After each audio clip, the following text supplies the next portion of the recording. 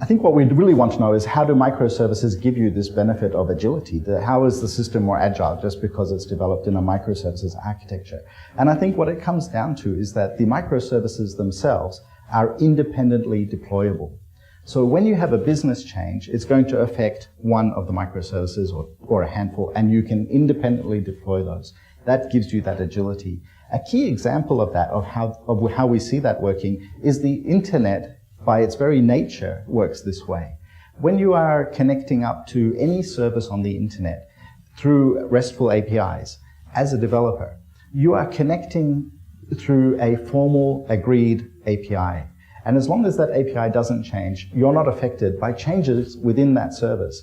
So Google Maps would be a great example. Google Maps can keep improving their performance, keep improving their data, and they don't need to tell the rest of the world that uses Google Maps through their APIs to test with them every time they make a change.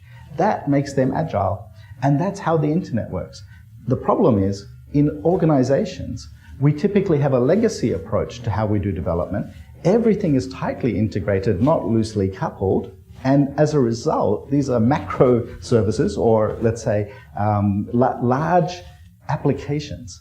And when you make a change inside these large applications, which are monoliths, you have to test the entire application because you can easily affect any part of it with a small change. So that takes you months. That's why you have a 6-month deployment schedule, or even longer, depending on the size of the app.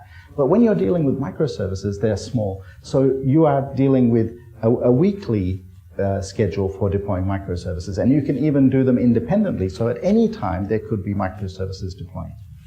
That's the agility.